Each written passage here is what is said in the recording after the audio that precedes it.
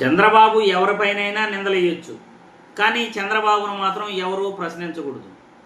చంద్రబాబు వేసిన నిందను మాత్రం ప్రతి ఒక్కరూ భరించాలి.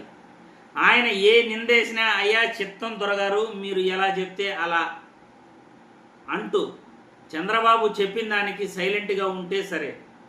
చంద్రబాబు గారిని ప్రశ్నించినా, చంద్రబాబు గారిని ఎదురు తిరిగి మాట్లాడినా చంద్రబాబు గారికి కోపం వచ్చేస్తుంది.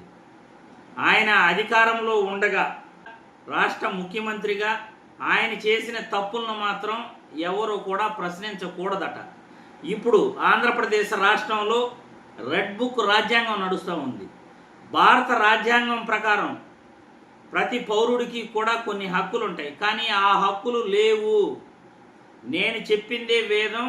ఇక్కడ రెడ్ బుక్ రాజ్యాంగం ఏపీలో నడుస్తుండగా భారత రాజ్యాంగం ఇక్కడ పనిచేయదు అంటూ చంద్రబాబు నాయుడు గారు ప్రవర్తించిన తీరు ఈరోజు ఆంధ్రప్రదేశ్ రాష్ట్రంలో సంచలనంగా మారి దేశ రాజకీయాల్లో కూడా భారత రాజ్యాంగం పట్ల చంద్రబాబు నాయుడికి ఏమాత్రం గౌరవం లేదు.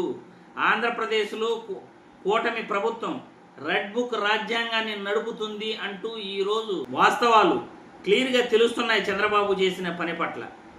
ఈరోజు చంద్రబాబు నాయుడు ఏం చేశాడు అంటే 2019 మార్చి 15వ తేదీ ఏదైతే వైఎస్ వివేకానందరెడ్డి పులివెందల్లో చనిపోయాడో అప్పుడు అక్కడ సిఐగా పనిచేస్తున్న శంకరయ్యను డిస్మిస్ చేయటం జరిగింది. ఇప్పుడు ఆ శంకరయ్య మళ్ళీ ఉద్యోగంలో చేరిన తర్వాత అసెంబ్లీలో చంద్రబాబు నాయుడు గారు మాట్లాడుతూ పులివెందులలో అప్పట్లో సిఐ శంకరయ్య అనే వ్యక్తి వైఎస్ వివేకానందరెడ్డి చనిపోయినప్పుడు పనిచేస్తున్నాడు. మేము అతన్ని డ్యూటీలో సక్రమంగా అతని విధులు నిర్వర్తించకపోవటం వల్ల ఈ హత్య జరిగింది, అందుకు అతన్ని సస్పెండ్ చేశాము. సిఐ శంకరయ్య వివేకానందరెడ్డి చనిపోయినప్పుడు జగన్మోహన్ రెడ్డి అనుయాయులకు ఆయన సపోర్ట్ చేశాడు కాబట్టి అతనికి పదవి ప్రమోషన్ వచ్చింది అని అసెంబ్లీలో ఆయన మాట్లాడిన మాటలకు కలత చెందిన సిఐ శంకరయ్య సీఎం చంద్రబాబుకు నోటీసులు పంపడం జరిగింది.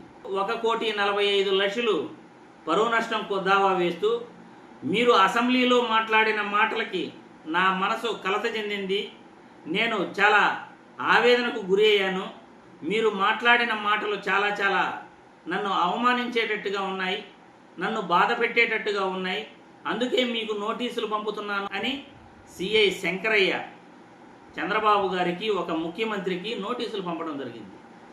ఈ నోటీసులు పంపిన తర్వాత చంద్రబాబు గారికి ఆగ్రహం వచ్చింది. ఒక ముఖ్యమంత్రికి నోటీసులు పంపుతారా అంటూ క్రమశిక్షణా చర్యలు ఆ సిఐ శంకరయ్యపై తీసుకుంటూ ఆయన్ను విధుల నుండి తొలగించడం కూడా జరిగిపోయింది. ఇప్పుడు సిఐ శంకరయ్య చంద్రబాబు గారు చేసిన తప్పును ప్రశ్నించకూడదా? మానసిక ఆవేదన చెందకూడదా? అసెంబ్లీలో మాట్లాడిన మాటలకు నేను ఆవేదన చెందుతూ మీకు పరువు నష్టం దావా వేస్తున్నాను, నేను కేసు వేస్తున్నాను అని సిఐ శంకరయ్య నోటీసులు చంద్రబాబు నాయుడికి పంపకూడదా? అంటే చంద్రబాబు గారు ఎవరిపైనైనా నిందేసేయచ్చు. ఆయన నిందేసినప్పుడు చూస్తూ గమనుండాలి ఏ అధికారైనా.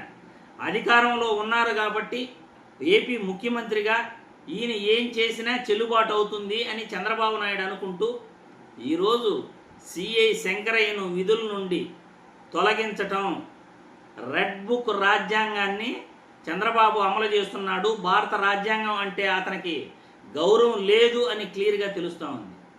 ఎందుకంటే ప్రతి పౌరుడికి కూడా ప్రశ్నించే హక్కు ఉందని చంద్రబాబు ఒక ముఖ్యమంత్రిగా ఆయన అనుకోవట్లేదు.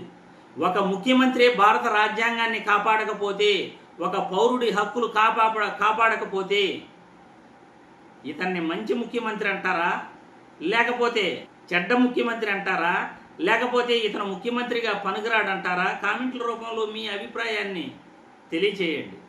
చంద్రబాబు నాయుడికి కోపం రావటం, అక్కడ డిఐజీగా పనిచేస్తున్న కోయ ప్రవీణ్ క్రమశిక్షణా చర్యలు ఉల్లంఘించినందుకు సిఐ శంకరయ్యను విధుల నుండి తొలగిస్తున్నాము అంటూ సిఐ శంకరయ్యకు ఉత్తర్వులు ఇస్తూ ఉద్యోగం నుండి తొలగించటం ఇప్పుడు రాష్ట్రమంతా కూడా, రాష్ట్రంలోనే కాదు దేశమంతా కూడా చర్చనీయంగా మారింది. ఒక ముఖ్యమంత్రికి నోటీసులు పంపిన వ్యక్తిగా సిఐ శంకరయ్య చరిత్రలోకి ఎక్కాడు. అతన్ని సస్పెండ్ చేస్తూ భారత రాజ్యాంగాన్ని గౌరవించుకుంటా, పౌరుడు హక్కులను ప్రశ్నించే హక్కును గౌరవించుకుంటా విధుల నుండి తొలగించటం, భారత రాజ్యాంగాన్ని అవమానపరిచిన ఒక ఏకైక ముఖ్యమంత్రిగా చంద్రబాబు నాయుడు, ఆ డిఐజీ కోయ ప్రవీణ్ చరిత్రలోకి ఎక్కారు. మీ అభిప్రాయాలను ఇప్పుడు కామెంట్ల రూపంలో తెలియజేయాల్సిందిగా ఈ వీడియో ద్వారా కోరుతున్నాను.